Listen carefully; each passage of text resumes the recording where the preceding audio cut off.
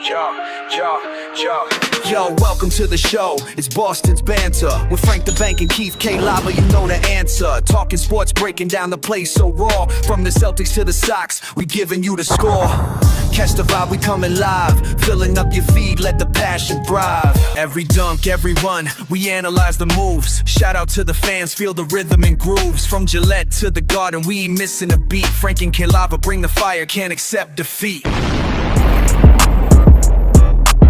What up, what up, what up? Welcome back to Boston's Banter, where the sports are wicked and the banter is pissa. I'm your host, Frank the Bank. With me, as always, is Keith KLava, LaCava. What's going on, Mean Bro Green? Not much, Morgan Brosis. Morgan Brosis in the house. Your dad took down the stat challenge? Yes, Unreal, sir. huh? Look at the guy. 1 yard off. That's a good guess, Mr. LaCava. Yes, that's awesome. And then sir. Steve Brescia took down second place. Yes, good he job, did. Steve. That's awesome. This week, we have two really cool cards. We got the Fireworks Prism for rookie card of Drake May. That's going to be the number one this week. Those are awesome cards. I love those cards. Oh, definitely. And then we have the DeMario Douglas. This is a blue optic. This is a variation card rated rookie too. So we're going to be asking for total wide receiver yards in the game. So from the Texans and the Pats this week. So that's what the guess is. So combine the two teams and yeah, good luck. Jump into the Wicked Pissah news. Here we are, Frankie, Wicked Pissah news. And as always, we're going to start with the Bruins update. Yes, sir. So the Bruins currently 25-19-2 on the season. Yeah. Still 6th in the Atlantic. And Frankie, break it down for me what they did this past week. Yeah, I mean, they're 5-1 in the last 6. They're playing better, obviously. They lost 7-4 on the end of a long road trip. I mean, this is a West Coast trip. We were in Edmonton, Vancouver, Seattle. So the Kraken beat us 7-4. We took a beat in there. We come back home for a 4-1 win versus the Flames, which is great. The next game we're going to talk a little bit more about, but it was a 10-2 win against the Rangers. We're going to get back to that. And then you follow up that with a win, a 1-0 shutout. Corpusalo went crazy on the next game. So really cool. Let's get back to the 10-2 demolishing of the Rangers, dude. This was an unbelievable game. So this is... multiple guys had a ton of points, obviously. So absolutely. Kuznetsov had 4 goals, 5 points total, which was great. Zacha had 3 goals on 3 shots on net, which was crazy. Love that. So it's the first double hat trick at home for the Bruins in history, right? The first time they've done it since 1964 that they had double hat tricks. These were both first career hat tricks for them too. They never had a hat trick either guy both before in the same game. In the same game. It was really crazy. Another thing that I saw too was Morgan Geekie actually played the first period and then had to leave for a family emergency, which is kind of crazy. You know what that family emergency was? His wife gave birth to their son. Which was like, cool that they let him leave like that, and congratulations. But I thought that was crazy. Definitely. 6 assists from Pasternak. I know. 6 assists. So that's only happened 2 other times in Bruins history where a person, a player got 6 assists in the same game. Yep. Do you know the other 2? Patrice. Nope, good guess though. One's obvious, Bobby Orr. And Cam Neely. And Ken Hodge was the other one. I wouldn't have got that. No, that was a tough one. So, and then it's the first 6-point game for the Bruins since 1990, where Ray Bourque scored 1 goal and had 5 assists. Really cool. I thought that was an amazing game, though. Absolutely, so, you got to bring that up. Absolutely. Let's jump into the Celtics. How are we doing there, bud? Frankie, so let's bring it up, man. It's been kind of a rough last week. Yeah, we'll bring it up real quick. So the Celtics currently sitting at 24-15 on the season. We dropped 1 spot. We were in second in the East, but now we're down to third. Now let's bring up what they did this past week. So they had an unfortunate 114-110 loss versus the Nuggets at home this past Wednesday. Jaylen Brown had 33 points, but let's bring up Neemias Queta, bro. 6 points, but he had 20 rebounds. He's been going crazy, actually. Oh, he played absolutely. great last night, too.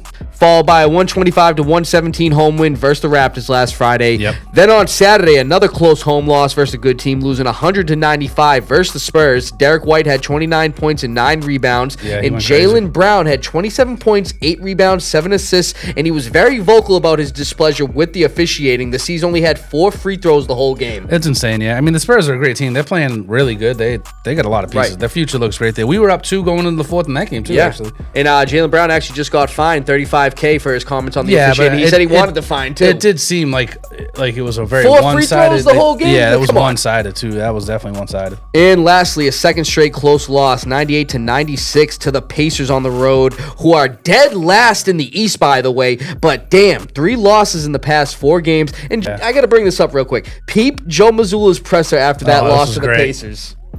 Joe, give yourselves a chance to win, I guess. Take us through the last couple possessions. Illegal screen. What'd you say? Illegal screen. Illegal screen. Illegal screen. What fell apart? to get you guys behind? And then how were you able to get back? Illegal screen. What do you mean by that? What do you want people to know about? Illegal screen. Would you like to see anything else? Illegal screen. Kind of reminded me of Marshawn Lynch with the "I'm only here so I don't get fined." Yeah. He literally asked any question. He just said illegal screen. Illegal screen. You gotta love He's that. gonna bro. get a fine for that probably too. He don't care, bro. I love that though. You That's gotta a love great. it. You gotta But love yeah, that. let's hope the C's start stepping They it up. I got mean, it. no blowout losses, but yeah, that's 3 out of the last 4. Yeah, so. that's tough. The Pacers always give us like trouble. I don't understand. They don't even have 10 wins I'm right saying, now. they're not even good. Come but on. they give us trouble. Yeah, they do. But Frankie, we actually got one more piece of NBA news. Yeah. We got a notable trade that just happened this past week. So the Hawks have traded 4-time All-Star Trae Young to the Wizards for C.J. McCollum and forward Corey Kispert. So far this season, Young is averaging 19.3 points per game, 8.9 assists per game, and he's shooting 41.5 from the field. And as of right now, there's no set date for his Wizards debut. You know, he's dealing with a quad contusion and lingering knee sprain, and the team wants to prioritize his long-term health and development, especially considering the Wizards season outlook. They look unlikely to make the playoffs, dude. You know what I mean? Terrible. They've been terrible for years. That's what I mean. I'm surprised he wanted to go there. He of all the teams he could have went to, he said he wanted to go to the Wizards. Wizards. So, I mean, it's a hometown thing probably, but at the end of the day, Right. it's crazy. And the Wizards, they should get him on an extension and build around him and Chris Middleton. So after 8 years in Atlanta, he gone, Frankie. He gone. But man, the Hawks traded him for a mongoose bicycle and a bag of chips. A bag of chips. Come on, man. Potato chips. That's crazy. We actually got some baseball news, Yeah, Frankie. this was kind of aggravating, actually. Hey, So regarding bring it up, though. regarding one of the Red Sox free agents, but he didn't re-sign with us. Yeah, we let him opt out, which, I mean, I think we had him for a team option, right? And then we said we could opt out, we right? opted out. And then we actually could have, if he signed with us, our offer was technically $10 million less than what he got. Yeah. But it was, if you included what he was, we were including the season that he opted out of, so it was actually more money that he would have if he stayed. So bring it up, though. Bring This it is up crazy. real quick, man. The Cubs have signed third baseman Alex Bregman to a 5-year, $175 million deal that does not include any opt-outs, like we were just talking about. Now, Bregman, like Frankie was just talking about, opted out of the final 2 years, $80 million remaining on his contract with the Red Sox to enter free agency. So far, Frankie, the Red Sox are the only team that hasn't signed a major league free agent this offseason. They have made trades, though, for pitchers Sonny Gray and power-hitting first baseman Wilson Contreras. Yeah. But, yeah, no free agent signings. And now one of their top free agents is gone. He gone, Frankie. He gone. I don't like it. Leaves a sour taste in your mouth. Right. They did the right thing by him, and then, you know, he does that. I don't like it. Last season with the Sox, though, Bregman only played in 114 games with a .273 batting average, 62 RBIs, and 18 home runs. So we'll see how he does in Chicago, but him. Yeah, you. Frankie, let's get over to the NFL news. Now, before we get into all, the injuries and the coach firings and all that stuff, we actually got some interesting news here regarding some more domestic assault this is allegations. crazy, too. Not one of our players this time. Thankfully. But I'm going to tell you right now, if these allegations stick, you can see the Chiefs cutting this guy, and it's going to really hurt their offense. Yeah, absolutely. So Chiefs wide receiver Rashee Rice is being accused of domestic violence by his ex-girlfriend and mother of his 2 children. Although she didn't name Rice specifically, she alleges she has been the subject of physical and mental abuse for several years, and on January 7th, she posted photos of herself with a bloody lip along with several scratches and bruises. She also said, "She's protected his image too long, and I'm done doing that." She clearly means Rice. I mean, Of course, who else would it be? He got an image. Yeah. The Chiefs and the NFL are aware of these allegations and are reviewing the matter, and Rice could be looking at a lengthy suspension or getting cut if these accusations, like I said, are in fact He just true. was suspended this year. For the street racing, That's what I'm like saying. Frankie just said, Rice was suspended for the first 6 games of last season for his involvement in a high-speed car crash, March of 2024.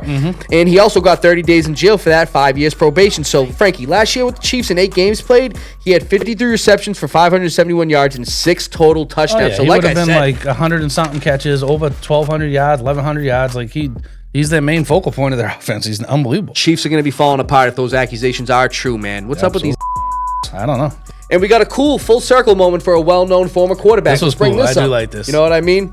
Former Falcons quarterback and franchise legend Matt Ryan has been named the Falcons president of all football operations. That's smart for them. That's smart. Absolutely. Atlanta needs to get it together. And these Boston College, BC, baby. That's represent right. the Eagles. That's right. He will be leaving CBS, where he worked for 3 years as an analyst, as he plans to fully commit to this role for the Falcons. Yeah. A cool full circle moment, like I just said, for the former great. Falcons That's quarterback, great for him. who was their first round pick out of BC, like Damn Frankie right. was just talking about in 2008. He has the franchise marks for career passing yards with 59 59,735 yards, attempts with 8,003, completions with 5,242, pass touchdowns with 367, and 300-yard games with 73 of them.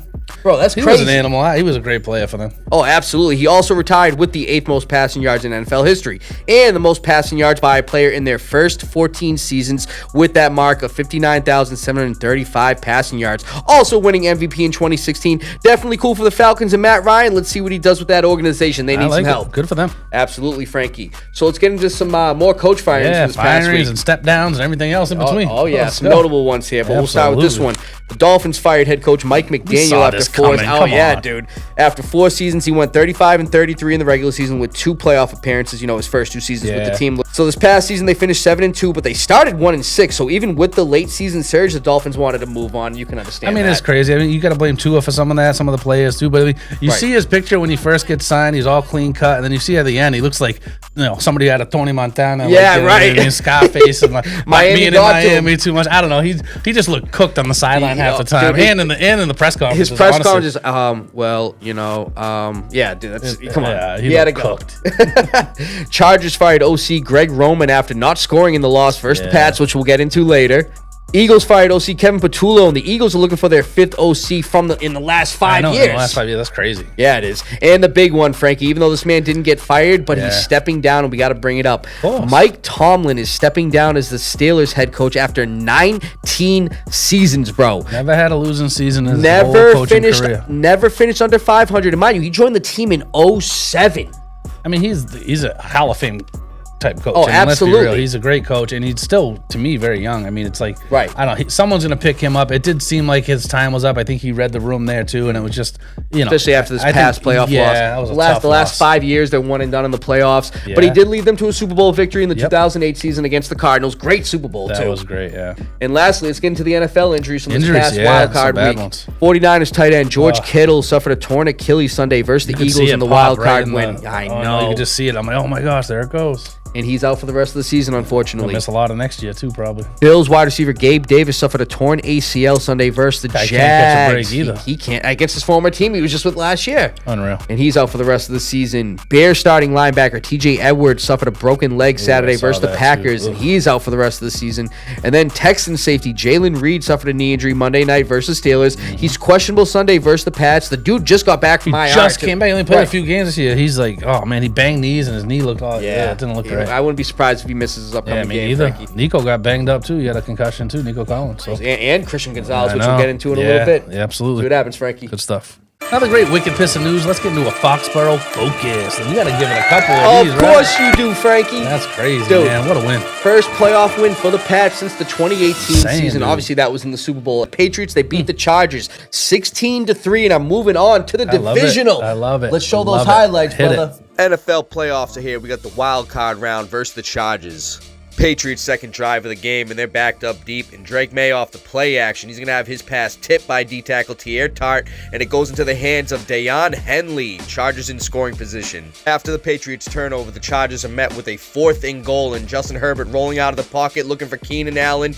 Incomplete. Turnover on downs. That's why I call him Herbert the Herbert. Ensuing Patriots drive after the Chargers turnover on downs. Patriots backed up deep again, and Drake May's dropping back. He's in his own end zone. He's going to find running back Ramondre Stevenson, who finds some blocks, and he's heading upfield. He's rumbling, and he's taking it upfield for a 48-yard gain. Same Patriots drive, and they got to settle for a 23-yard field goal, which is going to be converted successfully by kicker Andres Borregales to make the score 3-0. 11 plays into the Chargers' next drive, they get down to the red zone, and they're going to be settling for a 21-yard field goal by kicker Cameron Dicker the kicker, to make the score 3-3. Fast forward to roughly half a minute left in the first half, and Drake May out of the shotgun's dropping back. He can't find anybody, so he's keeping it himself, and he's getting the first down. He's getting a bunch more for a big 37-yard gain. And with 6 seconds left in the first half, the Patriots are settling for a field goal, and kicker Andres Borregales boots a 35-yard field goal to make the score 6-3 at halftime. Fast forward to 7 minutes left in the third quarter, and Drake May out of the shotgun. He's feeling the pressure, and he's going to get the ball stripped by Odafe Owa, and it gets picked up by defensive lineman Dewan Hand. Chargers ball. As you see here, the pressure got to Drake May. He tried to get the pass off still, gets it stripped. Very unfortunate. But the Patriots would stop the Chargers on their next drive after the turnover. And Drake May out of the shotgun. And he's going to be looking downfield for wide receiver Kayshon Boutte, who makes a nice adjustment on the ball. And he's taking it upfield for a nice 42-yard gain. But the Patriots again are going to have to settle for a field goal. And this time, Andres Borregales is going to boot a 39-yard field goal to make the score 9-3. A lot of field goals to start this game. First play into the Chargers' next drive. Justin Herbert's feeling the pressure, and he's actually going to get the ball stripped by Marcus Jones, but it gets picked up by running back Kamani Vidal, who takes it upfield 17 yards. What kind of was that? Look, you got Herbert feeling the pressure, and the ball gets stripped by the Swiss Army knife Marcus Jones, and just luckily, Kamani Vidal was right there to pick it up. The Pats will get the ball back, and fast forward to roughly 10 minutes left in the fourth quarter, and Drake May off the play action. And he's going to be looking for his over-reliable tight end, the former Charger, Hunter Henry, for a 28-yard touchdown. Finally, a touchdown. The Patriots go up 16-3. 4 plays into the Chargers' next drive, and Justin Herbert out of the shotgun. He's looking, he's feeling the pressure, and he's going to get sacked by linebacker KLava Chason. He loses the ball, and it gets picked up by Christian Ellis. Patriots ball. Fast forward to 2 minutes left in the game. The Chargers need to do something, and on 4th and 9, Justin Herbert's going to get sacked by big Milton Williams, and that's going to end the game. The Patriots are going to go on to win 16-3, their first playoff victory since 2018, and we are moving on to the divisional round. And also, Justin the Herbert is 0-3 in the playoffs. He is who we thought he was. But they are who we thought they were. Yeah, man, so great game, especially the defense. Defense went nuts. Oh, dude, defense, like they say, it wins championships. Oh, they were all over Herbert, man. They were I letting him have it. Loved it. You know I loved it. I know you did, for sure. Let's bring it up what we noticed from the offense, Frankie. So this was the lowest we've scored since week 1 versus the Raiders, where we had 13, so that was unfortunate. Yeah. The offense didn't score their first touchdown, the only touchdown of the whole game, until the fourth quarter, and before that, only 3 field goals, 2 punts, and 2 turnovers by Drake May. Yep. So the rhythm of the offense was off, and they got to start getting that together, but again, they started picking it up in the fourth quarter. The Patriots had 381 total yards of offense, and running back Ramondre Stevenson accounted for 128 of them. He's been playing out of his mind. That's honestly. what I'm talking about. Dude, he's been playing out of his mind. We talked about it last week. His confidence now that, you know, he's been the ball security and everything, and we've seen the play, man. It's like he was almost going from getting like benched or cut from being like one of the best players on the team the last 3-4 weeks. It's a straight 50-50 split now with him and Travion. Yeah. I mean, I love Travion too. Don't get me wrong, but I'm just saying, like, the way Ramondre's been running, mind, dude, absolutely. And that's what you expect from him. You know what I mean? Oh, dude, especially when he caught that pass up from the 2-yard line, took it 48 yards. I thought he was sick. gone, bro. I did too. He has an extra burst right now. Both O-lines in this game were lacking. The Patriots O-line allowed 5 sacks, and we need to correct that going up against. I mean, Chargers defense is good, but like you said, Texans defense even better. Yeah, man. So we definitely got to correct that. And in the red zone, we had our struggles per the usual. Again, going 0 for 3 in that crucial part of the field where we need to be scoring, bro. Especially in the playoffs. You got to come away with TDs. You can't go with field goals. That's not what against I'm saying. good teams. And Frankie, let's bring up what I noticed from the defense, brother. Sir. Our defense did their thing versus the Chargers' 12th ranked offense. Barely 200 yards and only 3 points. We held the Chargers to 1 for 10 on 3rd down, which was huge to getting the Chargers off the field. We even held them to a 4th down stop on the goal line early on. That was sick. The Chargers were 0 for 2 in the red zone as well. That was after a turnover too. That's what I'm saying. And like I said, the O-line struggled. Well, the Chargers' banged up O-line allowed 6 sacks, and Herbert was constantly getting pressured, even fumbling once. Milton Williams and KLava Chason accounted for 2 sacks each, and those guys have been great additions to our team. The Chargers got depth at wide receiver, and even with Gonzo getting a little banged up like we were talking about, he had that concussion. He's in concussion protocol. We held their wide receivers in check. The pressure on Herbert certainly helped too. I also saw a stat that said from the 1:11 mark of the second quarter to the 5:39 mark of the fourth, the Chargers didn't record a single passing yard.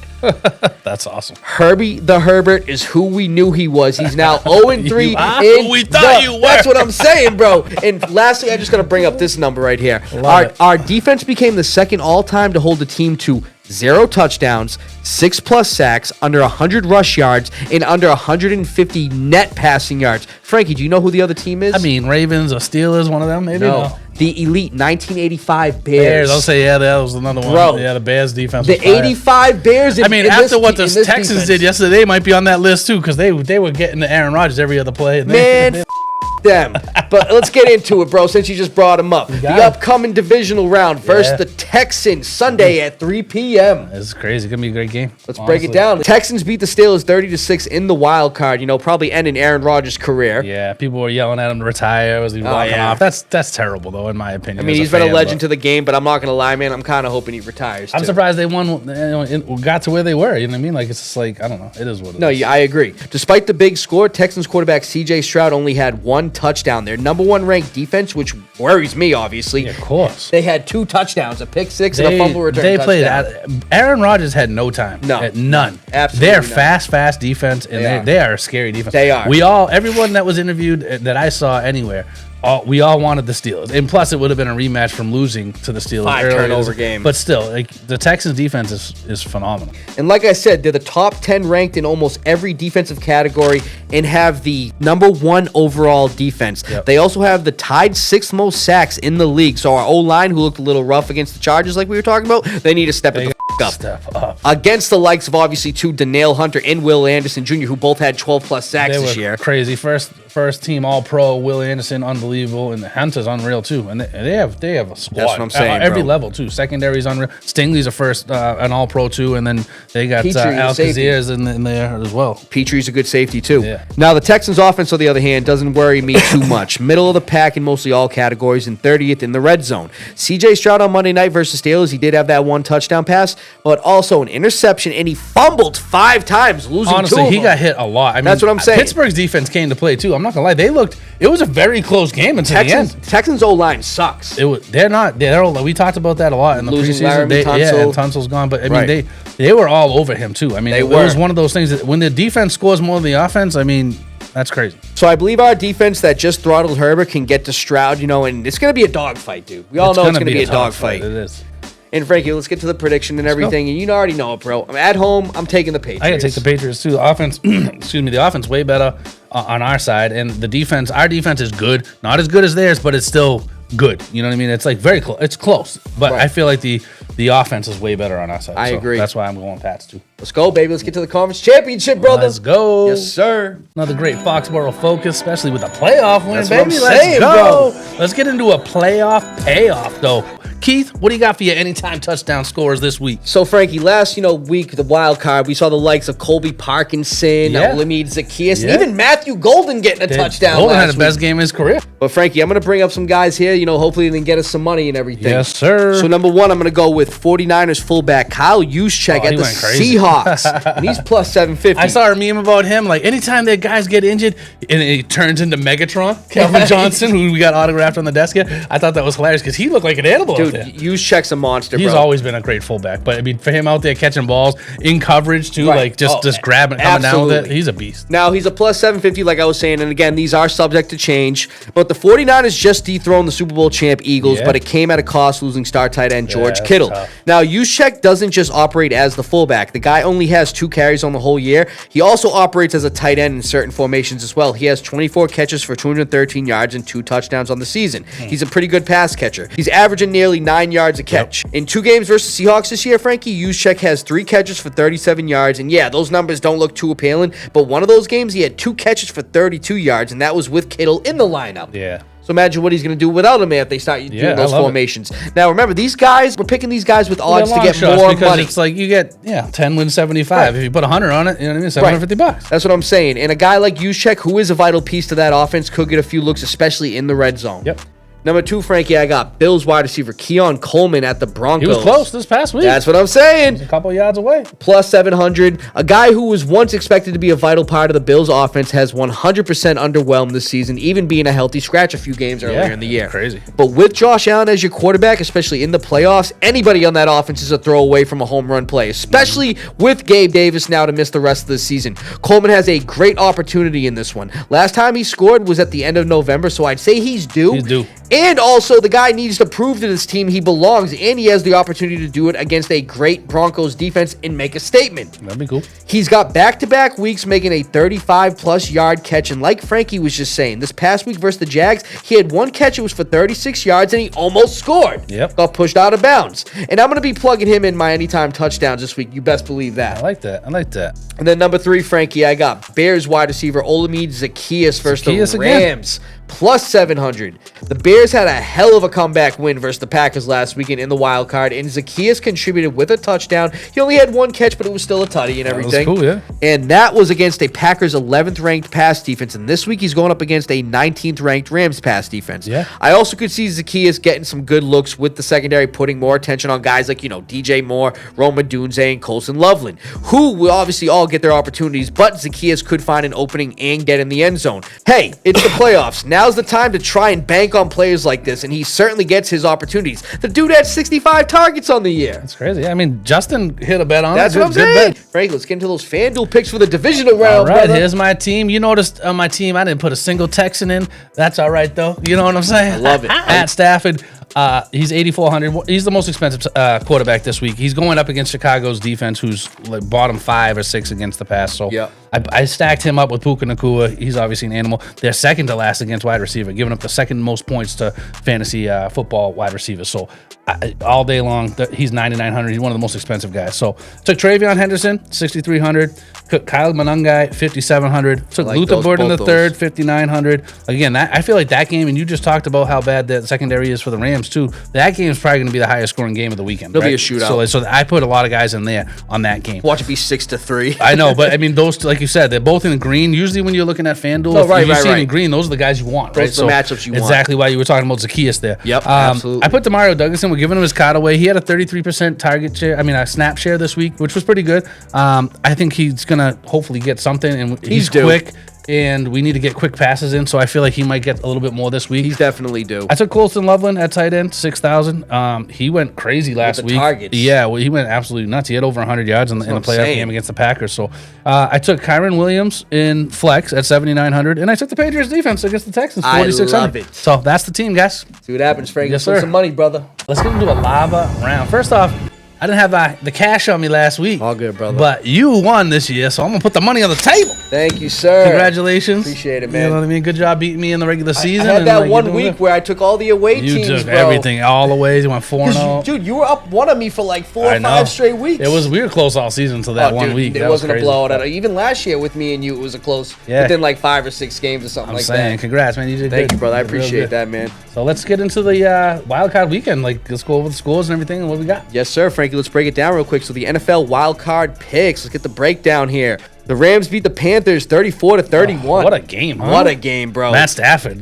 cold as ice out That's there. what Let's I'm go saying. break their hearts or something like that. Yeah, he That's said crazy. Devontae Adams was like, I thought that was the most gangster thing I ever heard. God. Steal their hearts. I don't know what he said. He said something awesome. He said though. something like that. Bears beat the Packers 31-27. The Bears were losing 21-3 at half, and the last time they beat the Packers in the playoffs, Frankie, was a week after Pearl Harbor. Crazy. They were down like 10 That's in what that I'm other saying. game like a couple weeks prior too. Came back and won. And I they mean, did it. Cardiac kids right there. Yes, sir. Bills beat the Jags 27-24. I didn't like that one. No. 49ers beat the Eagles 23-19, knocking off the champs. Obviously, the Patriots beat the Chargers 16-3. Like that. And the Texans beat the Steelers 30-6. Killed 'em. And here's our picks from last week, Frankie. Frankie, you went 4-2. I went 5-1. Yeah, The you only did. difference we had was the Bills. Jags-Bills game. Yeah, you did. Yeah, that was a close game too. It was. That was Josh Allen's first ever game-winning drive in the playoffs.